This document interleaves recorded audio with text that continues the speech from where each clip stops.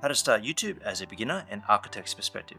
A lot of people feel a sense of overwhelm at the start of YouTube, perfectly understandable. They get paralyzed by fear of what gear to acquire, what kind of editing software to use, how to do color grading, the thumbnails and titles, and millions of other buttons that need to get your head around. As an architect, I have some skills in the creative field. I know how to work through things in a systematic way, and I have no clue about YouTube. I decided to start, and after producing 5 short videos, constantly learning. And so the purpose of this video is a step-by-step, real-time beginner sharing about how you can start on YouTube. I'll share about the type of gear that I got, about the knowledge and time, or the minimum amount of knowledge of time that I have acquired just to get started. Why I wanted to start YouTube. I guess the problem is you're not really going to follow through on anything, or if you can't justify the time, if you don't have a clear purpose about why you're doing what you're doing. And I don't really have a clear purpose, but I just listed out a few things that I have interest in and I like to grow my skills in. I'm interested in documenting my journey as an architect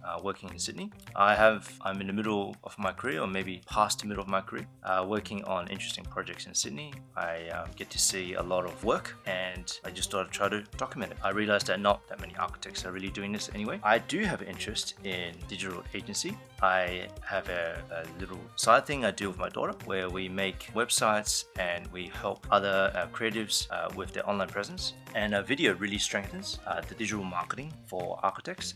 It creates a whole new set of content for people that can be searched through the current algorithms, which really favor video. I wanted to build a personal brand, not that I really care about my own personal brand, but more on how to help others and how to share architectural ideas and environmental issues, which I feel like architects are not really having much of a presence in the media. I feel like there's a long-term benefit. I get to practice these skills of talking to the camera. I also practice my other visual things like editing. In the past, I actually was a photographer. I worked as a wedding photographer. I did about 100 weddings. In those days, we would spend all our time trying to find the perfect shot, and I would shoot tens, hundreds, up to 3,000 shots for a wedding. And the aim was always to try to understand the narrative of the day, story tell, find that perfect shot. I realized in that time I really was interested in video, but the technology wasn't there at a cost-effective point, and I stopped that kind of photography about 10 years ago. I was always interested in video and wanted to pursue it, and there's an opportunity to. Why architects and designers should consider YouTube? I guess that architecture feels invisible to the public. A lot of the design process and personality is hidden behind our drawings. It's very easy to talk through slides, but in terms of presenting ourselves profession within the community, I feel like it's only the seldom few that really do that. And really, YouTube kind of democratizes that for everyone. You don't have to be the best, you just have to be someone that has some knowledge that someone down the line would be interested in. And so YouTube is a great place to showcase work, to show your process, show your values, and it's a way to build trust with clients before the first meeting. Of course, there's short form stuff like Instagram, other media where you can show short form type of content, but YouTube, you can show longer content, and in that longer content, you can share a bit more of the process and the journey to storytell. It also is a chance to humanize the type of work we do in architecture, and it's a chance to also raise issues in the built environment. Why most people and architects don't start? There's a lot of barriers. Honestly, I've looked into it, and it was pretty hard to start, and there's a lot of excuses that we can make. As architects, we can have this fear of judgment from peers. We want to present ourselves in a very professional way, and I still do, but I'm kind of happy to take a risk and show a bit more of the human side of work, and I'm happy for things not to be polished or perfect, although sometime in the future I will hope to improve camera confidence and presenting and reducing the ums and ahs, but that's for the future. I have to start somewhere. Yeah, it's really uncomfortable talking to a camera. You're talking to an inanimate object and you're just staring down the barrel of a dark circle, and something I want to see if I can improve on.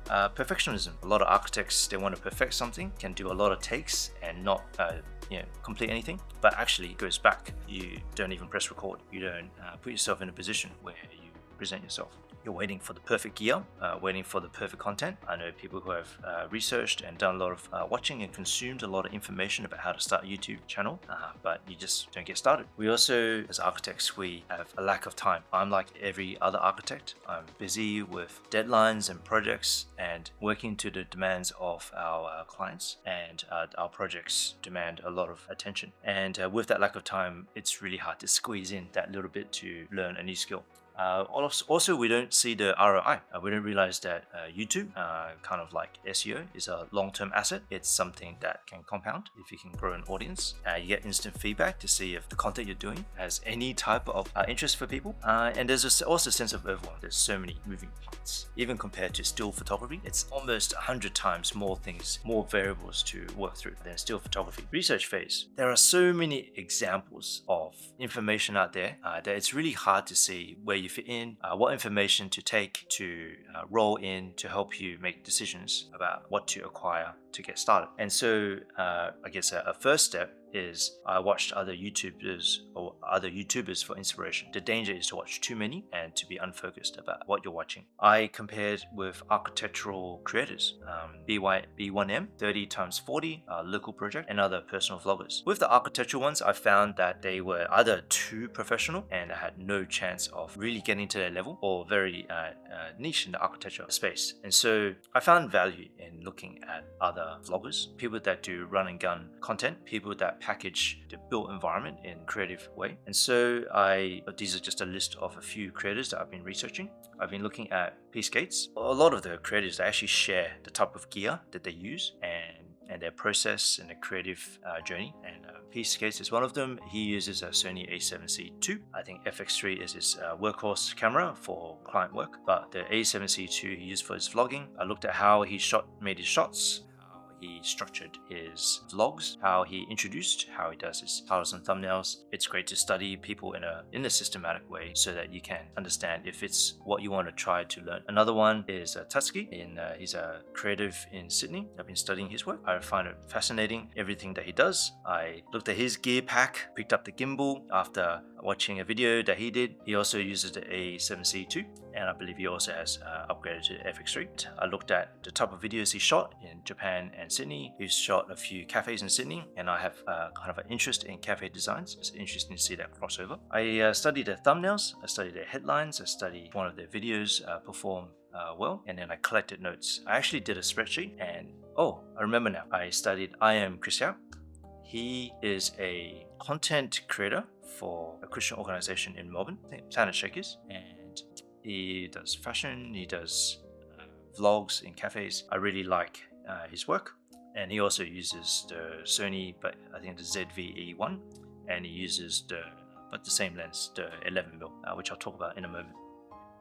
So I created a spreadsheet where I looked at each of these creatives, looked at their gear, I looked at type of content they created, and then I started to analyze some of their videos.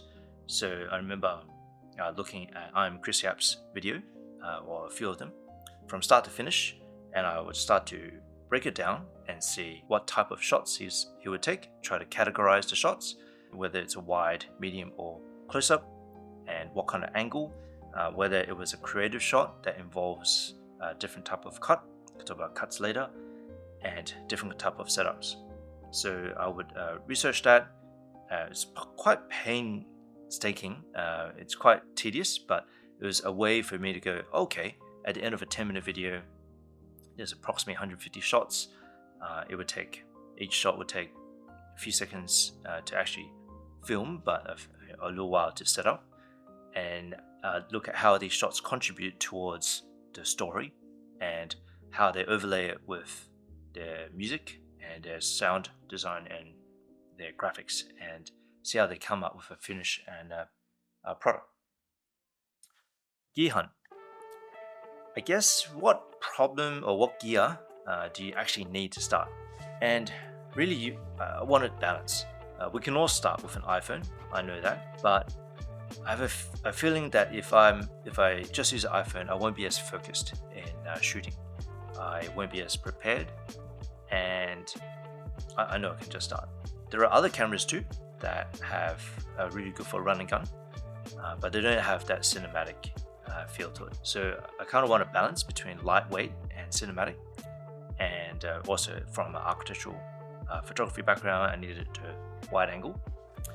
And so in looking a bit further into the iPhone, to really get the same kind of effects, you also need an ND filter. ND filter is like sunglasses for the camera that allows you to control your shutter speed and have a good aperture and be able to shoot out in the middle of the day at a reasonable shutter speed so that the shots can remain somewhat cinematic.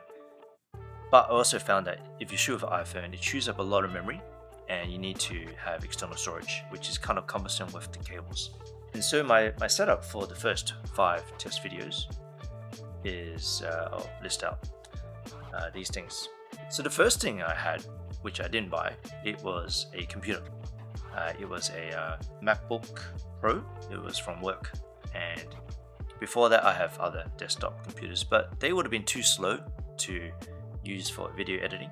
And so it was quite fortunate that my work supplied me with a laptop. And so that was the first thing that I needed. Then the camera.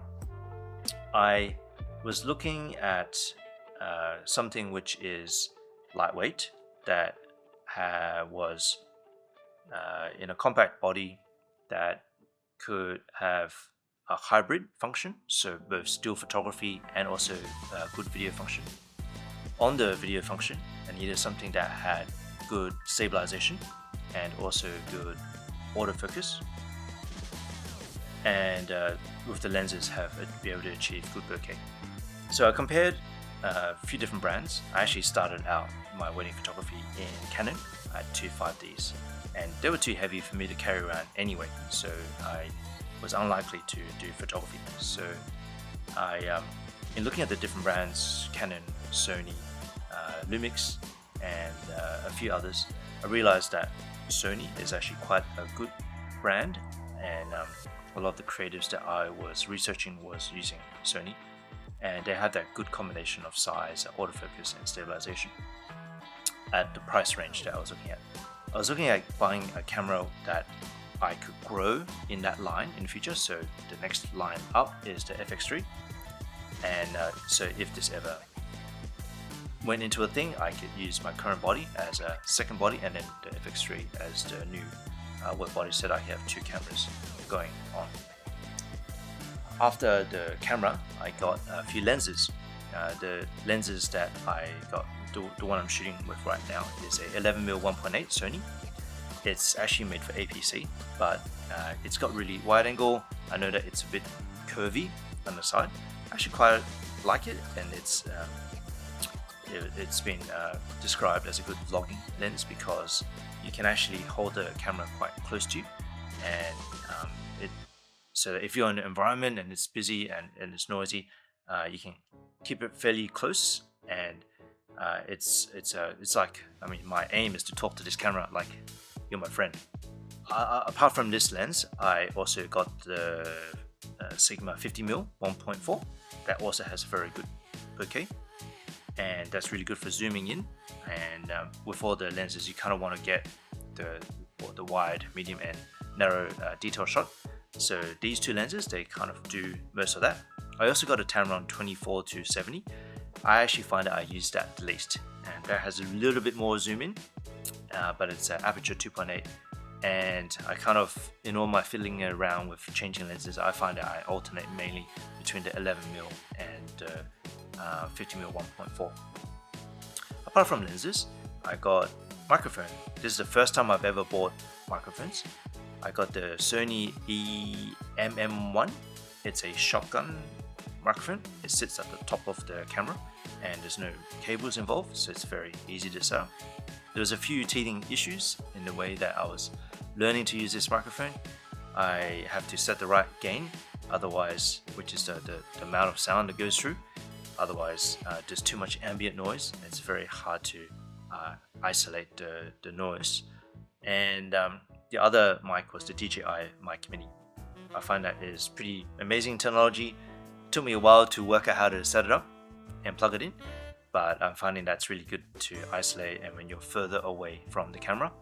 And I've been able to get that set up for an interview recently, which is quite fun when things actually do work. On the cameras or on the lenses, I put an ND filter that allows to darken it so that you can have the right aperture and shutter speed to shoot in the middle of the day. And I actually find that a lot of my exposure setting, I do everything in manual, is done by the ND filter. I used to have to fiddle around with the shutter speed or the aperture, but now I kind of set those generally at ISO low if it's outside, and then I just ramp it up ISO high on the inside, and then other than that, it's all adjustment through the ND filter. Well, it's called a variable ND filter, so you can kind of twist it, and then you can really adjust just right for the exposure. In terms of stabilization, I had some old tripods that were fairly lightweight, and I haven't bought too many yet. The one tripod I have bought is the one that it's standing on right now, which is the TT38. It's from Ulanzi, and it's a pretty neat design. It's where you can hold it like a selfie stick, and then you can press a button and it flicks open, and you can just lay it down on a level surface. So I'm trying to learn how to do this run and gun photography, but I'm finding that this is pretty neat design, and when it collapses, it fits very nicely into a bag. I bought a gimbal. Gimbal is something that allows you to stabilize and move with the camera. I bought a Ronin 4 Mini, and it's really cool. I have tested it out at a few events. It's got an AI tracker at the top, so that if someone does a hand gesture, I think it's like the hand, then it will turn on and it will follow that person around. I'm still learning how to set up this gimbal and calibrate it and balance it faster. I find that it's a bit cumbersome. I need a lot of setup time, and it's not very good to be doing that in front of a potential client. So in the future, I need to really get everything set up while I'm in the car or I'm at my work studio, and then go to the work site ready to shoot. In terms of bag, I bought a 6-liter Ulanzi bag, sling bag, just a simple cheap one, and I'm finding that it's a really nice setup to carry around with me day to day. And I used to have a 20-liter bag, which is good. It's good for if I travel interstate or if I go overseas. It's good that I can put my laptop in it.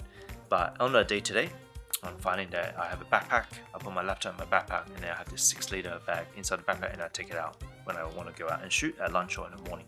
Only other little thing I bought is an external hard drive. That just big files being created with these videos. So in terms of how to actually get the gear, I created a spreadsheet. I would compare all the brands, compare all the models, and then go through that process of narrowing down until I wanted the right product. It does add up a lot in terms of the spending. There's a lot more things to buy than still photography. After I narrow down, then I would have a second spreadsheet or second tab where I listed out all the items that I want to buy, and then I will look at all the different retailers that sell that item. And I realized that a lot of retailers will price match with other retailers. They don't price match with parallel importers, which of course makes sense. And they would search up another retailer to see if they have it in stock. If they don't have it in stock, it's not part of the equation of price matching. So it was a bit of a process to look around to see which shops were selling which product at which price. And I ended up going to 3 shops. JB Hi-Fi was a shop that I bought actually quite a few of the items, and then George's and DigiDirect in the city. After buying all the gear, it was a bit of a process to learn it. I'll talk about that a little bit afterwards, but my best way of learning is to actually go out and do it. So I would put myself under pressure to learn in a external environment. In terms of the gear that I skipped, I really wanted to get a Laura 10mm rectilinear lens, which is where the sides go straight and super wide angle. I found some really cool shots being taken by that lens online. When I went to the shop, they said that there was a wait for that lens, and they also said that actually 12mm is a slightly better one for the type of photography that I was interested in, and that had a forward wait. So I haven't bought that yet, and I'm still relying on this 11mm 1.8, which is quite good actually. Another type of equipment that I haven't bought yet is lighting. I'm relying on natural lighting, which is, it's okay, I just got to move around until I get the right setup. I'm relying on photography video during the day, which is okay when I'm doing the run and gun stuff on site, but this is actually the first time I'm trying talking head. It's a bit of a trial and error to see if this actually works. One day I might get a key light and a light stand and all that kind of stuff. but so many things to learn, I saved that for later. In terms of shooting the first videos, yeah, the real way to learn is to learn under pressure when you have no experience.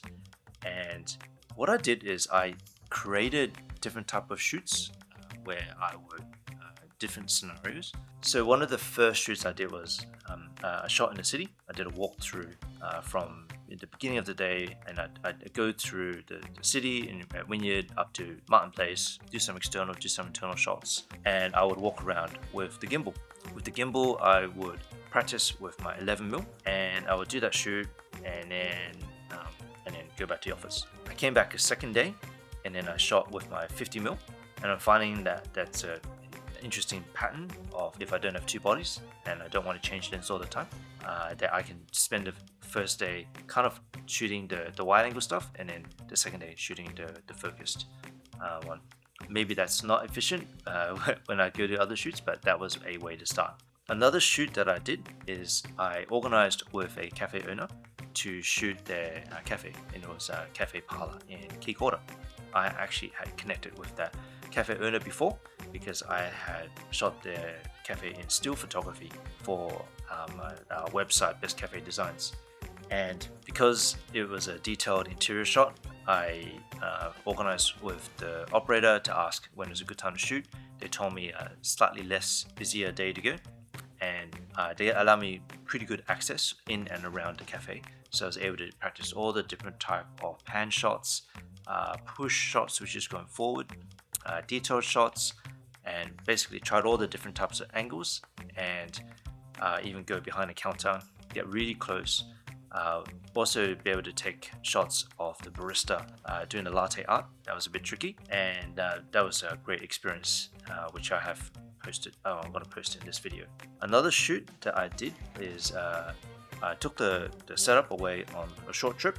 So I went to Wollongong, and I was able to take shots of landscape and shots of scenic places.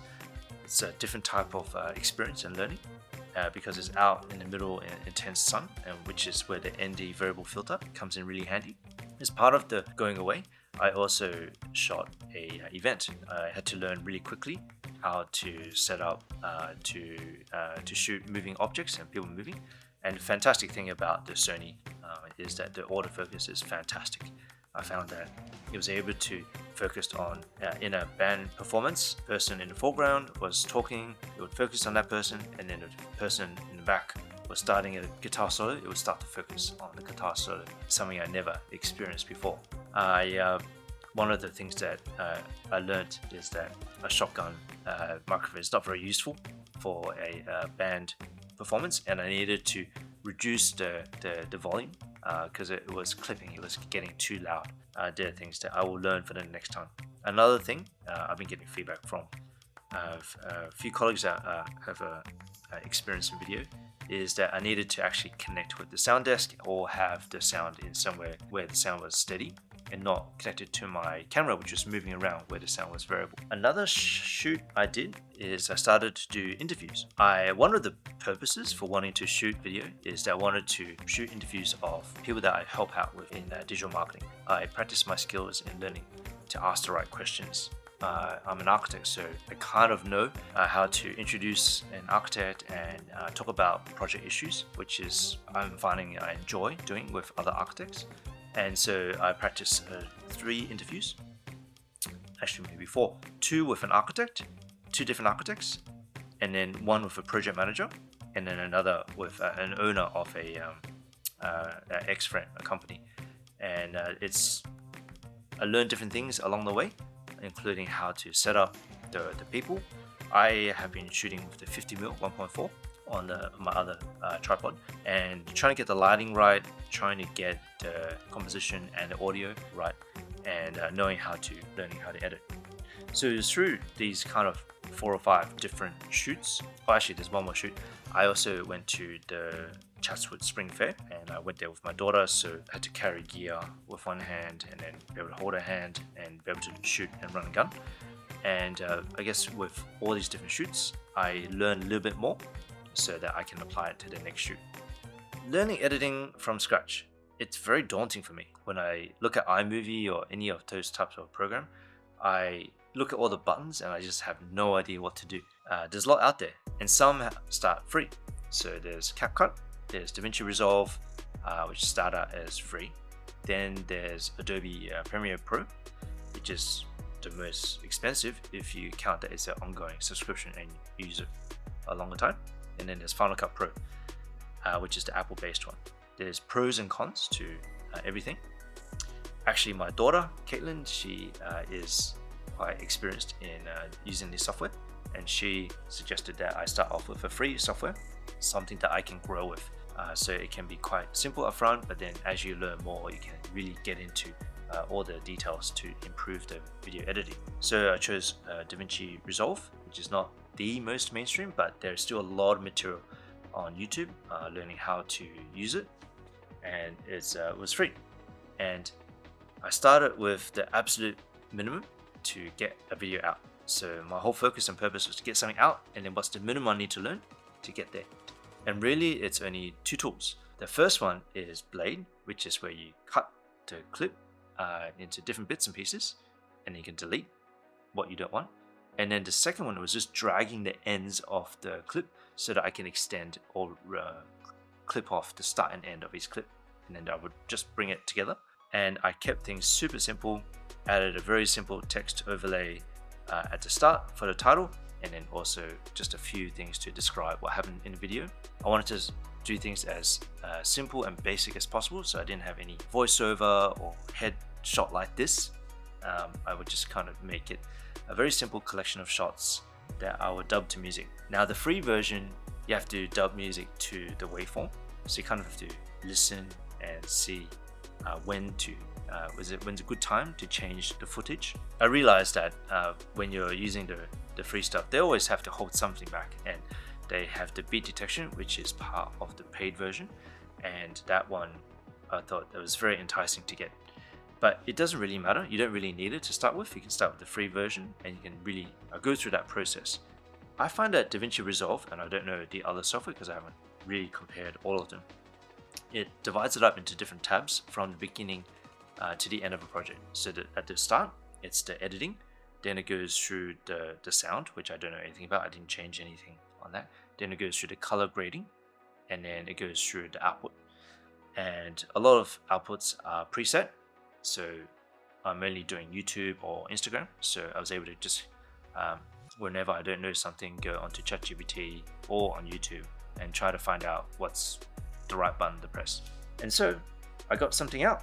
In the long run or in the medium run, I did start to add a few other things, like studying different type of cuts. The most basic cut is when, I think it's called a jump cut, is when one clip ends and another one starts and just goes straight through. Then there are other things you can do, which is where you cross dissolve, where you kind of is smooth or to black to the other one, or goes between shots. I tried a match cut, which is where one shot and another shot are the same character but in a different environment. That's a kind of fun thing to do. I make sure that even though I learned less than 1% of the program, I just learned just enough so that I could publish. Packaging the video. I guess architects aren't really used to fast-paced marketing. Consider this to be. YouTube is kind of different from some of the other platforms in that you have to create a really good thumbnail and title. People, and that's the packaging. People need to click on that to see your video. So it doesn't matter how awesome the video is, if it's not packaged well, you won't click on it. And I have to say I'm terrible at it to start with. I do have a knowledge of SEO, so I know kind of what are searchable terms, and that there was always a comparison between the search quantity and the search competitiveness of the term. So I know that aspect of it, but what I'm not good at is the virality, or how scroll stopping that thumbnail can be or should be to get clicks. And at the start, it doesn't really matter. I mean, I haven't gotten any organic traffic yet. It's more a process of getting the reps up so that in the future, these titles can start to attract organic traffic. In terms of the packaging, I just did something fairly simple to start off with, which is a fairly bold title, and then probably the best image I could think of in the my clip, and in DaVinci Resolve you can kind of click anywhere along the timeline. You go File, Export as a still, and then that is reasonable quality that you can use. And I use Canva to set up a really quick overlay of the title. Got it out there. In terms of uploading and sharing, a lot of people fear publishing. They fear being judged, and it can be kind of nerve-wracking, and it can also be a bit deflating when you post something and you realize no one's watching. But that's actually a good thing. You can tell your friends that you do YouTube, but it's unlikely that they'll really have the time to look at it because it's a little bit more long form than Instagram. But that's good because you kind of only want people that will stumble on and are interested in this type of content to look at it, because there's this thing called retention, which is, I think, how many people click on your video and carry on watching your video through the length of the video. So you don't really want to get non-followers to follow you or to look at your content. You rather, in a way, not tell your friends and let the content speak for itself, and really let the engine or the algorithm do its thing. Of course, at the beginning, the algorithm has no idea who you are, who I am, and it's going to take some time for them to understand that I'm an architect and that I produce content that might help other architects. In terms of the lessons learned, perfectionism slows your progress, and we can overthink many things. We can overthink the type of gear that we need. Even the gear shouldn't be an issue because it's more the storytelling that is important. Our action can be kind of really can't stop if we're doing so much planning, and you can really there are many things to stop you from actually starting. Consistency is what builds the confidence and the skills. Now that I've got 5 videos under my belt, I can see that I've got some kind of system to create the video. I'm practicing how to package the story and the video onto the thumbnail. But there's a million things for me to learn. I really feel like I've got a lot to learn on storytelling. The first level is just getting clips together. The next level is finding out what's the best sequence that really draws out a story.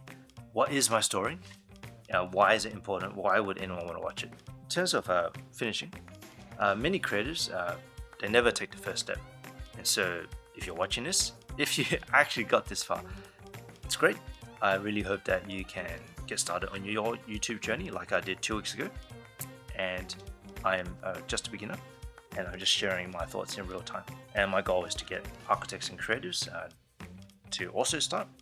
And if I can do it, I'm pretty sure you can too. So if you like this type of content, please like, please subscribe, please comment. It would help the algorithm know that I exist, and I can create other similar content for you and for other people as well. Otherwise, thanks for watching.